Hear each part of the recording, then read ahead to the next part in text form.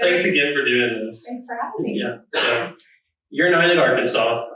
You grew up in California. I'm sure you never imagined that you would end up in Arkansas for as long as you have. Will you walk those of us I know I'm familiar, but I'm sure not everybody in here is, kind of your journey, how you got to Arkansas, starting, I guess, with, your college career. Okay, so I'm from the middle of California, so Fresno, California. I went to school at Cal Berkeley, 2000 to 2003, maybe I should have left that out. We won a national championship my junior year. We finished second my senior year. We went to the World Series all 4 of my years. And after college, I played professionally in Japan, in the States and in Japan. So I lived in Tokyo for 3 years and played in the professional league over there. And knew at the end of my 3rd year that I was just ready to be done playing. And something my parents always harped on with my sister and myself was just to always use softball for everything that you can get, for how much we poured into it. Just use it for everything that you can get. And so right out of Japan, I went to grad school and was a GA at Oklahoma for Patty Gasso, who's the best coach in the game. She just continues to reinvent herself. I am very glad. I just hired her son as our head coach. He was like a baby when I was there, so that's actually really interesting. And so I was a GA for 2 years there. I got my first full-time assistant job at the University of Maryland. Was there for 2 years. Went to be the assistant at University of Louisville for 4.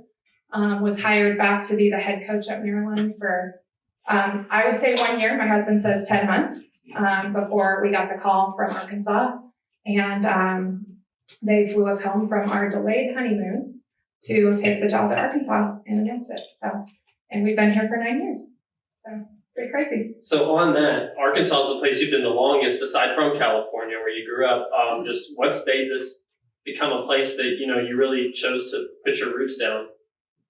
Well, I mean, first and foremost, it's just an exceptional place to raise a family.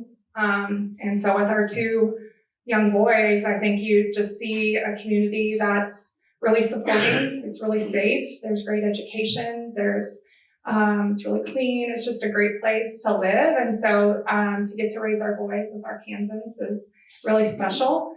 I'd be lying if I said, 15 years ago, if I would live in Arkansas, I'd probably be like, no, I wouldn't. And so just to think about being in year 9 and just hoping that I get to stay here forever with our family, it's pretty great. But when I came on the interview, I knew the SEC. I was a Pac-10 player, and now it's Pac-12, and now it's Pac-2, I think. But you just knew the SEC was the biggest stage, the biggest, they had the most resources, the most support, the biggest stadiums, you're on TV. It's the peak of softball. And so to get the chance to coach in the SEC was huge. And then it was, okay, well, why hasn't Arkansas done it yet? Why haven't they cracked, how have they not made it? What's going on? And so just doing the research and going through the interview process, kind of saw everything and was like, everything's in place for this to really take off.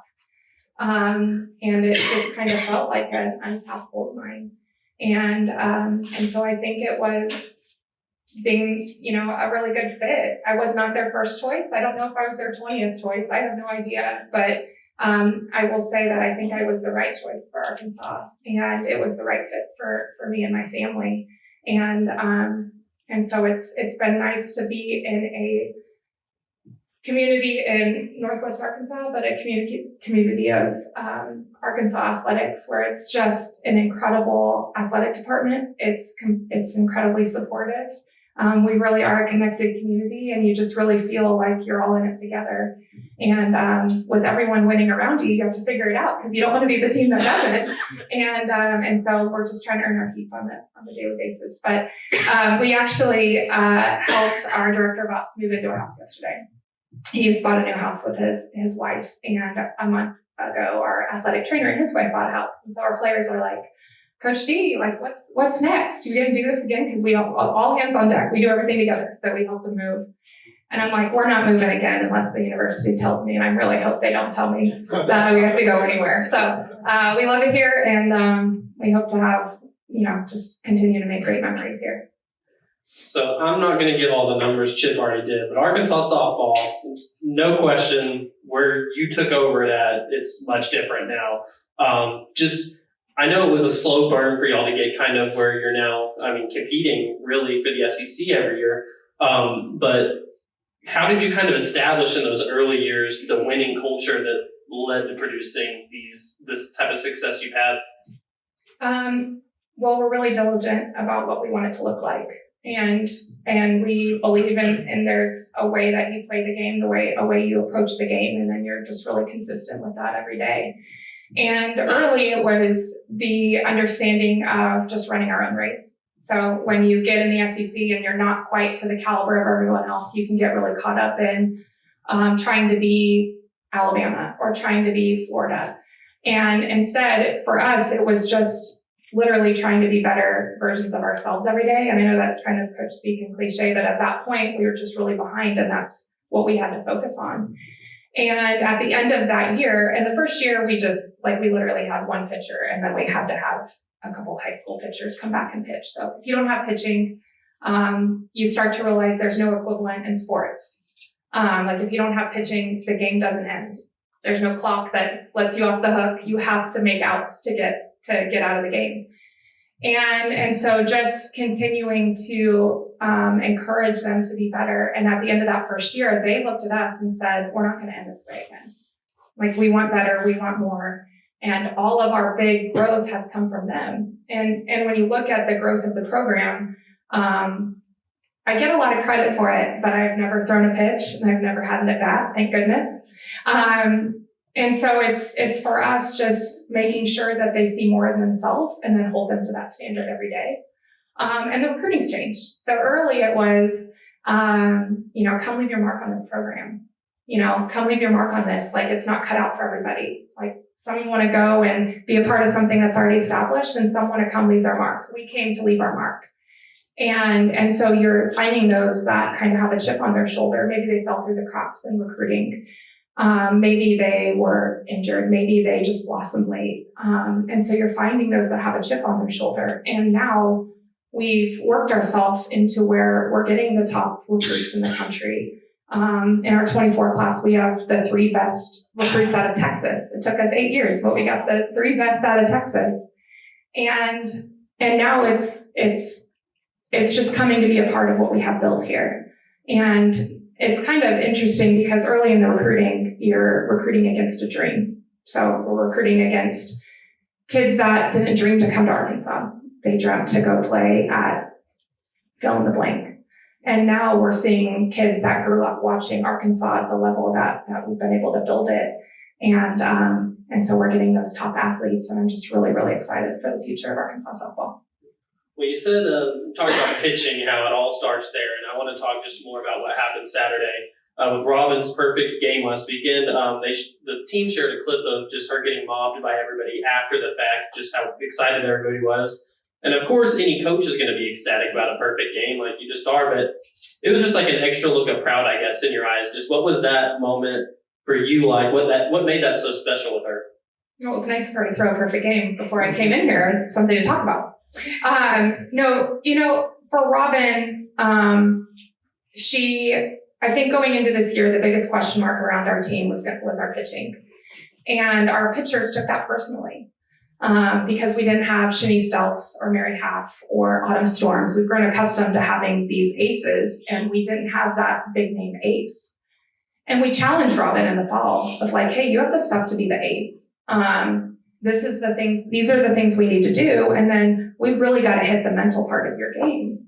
And she has worked her tail off. And I'm so proud of her because not only has she made huge strides physically, she's made huge strides mentally. And so when you see a perfect game come together, and even more so the added details of that game where we had 7 runs. In softball, there's a run rule. So if you're eight runs ahead after 5 innings, the game's done and it's a run rule. run roll win. Well, we had 7 runs in the 4th inning. And so you're thinking, oh, we'll score 1 more. And because you know what she's working on and you know that she's been perfect. And so you're like, every time she runs out there, she has a chance of running a rise ball in too tight and hitting a batter or a walk. I didn't think they'd hit her. She was like that locked in, but I'm like, it's going to be something stupid, you know? And so every inning that we didn't score, it was you've got to be kidding me. We got to go out there again. Now at the end, I'm really glad how it played out because she got the full 7 and she got to be on the field. But speaking to what Chip said, we have doctors that are in our dugouts for every home game, and the fellow was in there, and she hadn't been around softball much. So in the 7th inning, she looked at our GA, who works with me in the bullpen, and said, "Has she given up a hit yet?" and Parker, he's just like stop. And she's just like, "Oh, that's so cool." We're like, "Stop talking." But for Robin to just have an outing like that, especially when you're right on the cusp of run rolling them and you have to go back out there, and just to trust her stuff, to stay locked in and focused and competitive. It's so easy to push a pitch or overdo a pitch, and for her to just stay in the moment and compete. It was just a really, really special day and something that she's worked her butt off for, and I was just really proud of her. So in that moment, you see just an immense amount of pride, but I also call pitches. So like at the end of the day, I was like, man, I feel like I threw 86 pitches today, because you're just living on every pitch with her, and you know it's at stake, and you just want her to accomplish that so badly. And so it was pride. It was just being locked in, and just really, really happy for her. And then that's, when you're talking about them mobbing her, we talked about it in our huddle. That's why you play a team sport, is to accomplish something and to celebrate with your teammates and them celebrate you in that moment, even though it was a collective team effort. Like she struck out 11. So we made 10 plays. Our left fielder made a huge play. In that moment, they're celebrating her.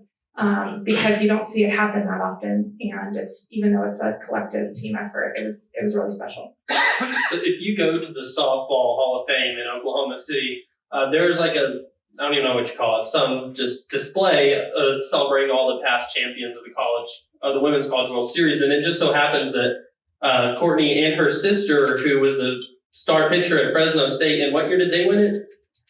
They won it in 2000. 2000? No, 98. 98. In 98. And yours was 02? In 02, yeah. And they're just right next to each other, so it's kind of cool that, you have, I don't even know if they tried to do that there, but you grew up, clearly in a household where, ball and bat sports were really important. How has that kind of shaped your coaching? Well, it's shaped me a lot. I think as you go through youth sports, we also played club volleyball. So it was a different time when you got to play more than one sport, So we played club volleyball. My dad's been a coach since as long as we knew. So we were always around the field. And my mom is one of the best coaches in the family. And she, so that's what we did. And then I think as you start to, grow and get more competitive, you just kind of figure out who you are in sports. You figure out who you are as a person and as a competitor. And so I think that watching how my dad coaches and through my career coaching, in some of my early jobs, I figured out what I wouldn't do just as much as what I would do. And I think one of the things that I'll add to what I've learned from watching him is that you're going to be your best when you're your authentic self. And you just coach how it's authentic to you. And so I think that's the biggest thing is if you're around me, you know that I love my people really hard. But I'm also one of the most competitive people you're ever going to be around, which you would find that in my entire family. We were just talking, my sister was a stud of the world softball player at Fresno State, like you said, won the national championship, was the College World Series MVP, 4-time first team All-American, just stud. And they're retiring her jersey. And my dad and I were talking the other day about they did an interview with one of her former teammates, and they asked about what was it like to play with Amanda Scott. And her former teammate said, she is the most competitive person I've ever played with, and when the moment was big, that's when she was her best. And I feel like that's how we were and how we were raised, is we were competitive with everything that we did. But it wasn't necessarily who we were, but it was the expectation and to win and to play your best. And so I think that when you're around me as a coach and as a person, those are the characteristics that would exude from me as well. You said you love your people hard, but you're very competitive. We're going to see that on display this weekend because Jordan Clark, who is a volunteer coach here or just assistant? Volunteer coach here early in Courtney's time is coming in with Florida Atlantic. So you're talking about being part of Patty Gasso's coaching tree. Now you kind of have your own. Danielle Gibson, who played at Arkansas, is now on the staff at Arkansas. What's that been like, I guess, to now see your branches start to spread? Well, I think it's really special. It's really special to see them want to go into this profession. I think it's a really special profession, and it's not. It keeps changing. So the profession now is very different than it was 5 years ago, which is very different than 15 years ago. And I think college athletics keeps changing. So them wanting to get in right now is I'm just really proud. I think when you play each other and they want to do it and they want to emulate kind of how we do it, I think it's one of the biggest compliments you can get. And so we will have a good battle with Jordan. We have one opening weekend too. But I think that when you play someone you know so well, when you play someone you have so much respect for, one, you know the game's going to be played the right way. But I think just like when we play Patty or when she plays us, you just want to do right by them or just show them that that you did right by them and that you're doing it the right way.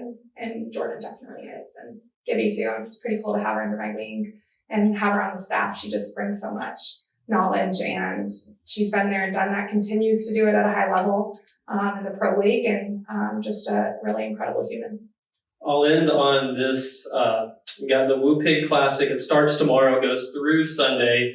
Give your best elevator pitch right now for people in this room who have never been to a game, why this is a good weekend to start. Well, if you've never been to a game, I don't know what you're waiting for. So I'll say that. You're missing out.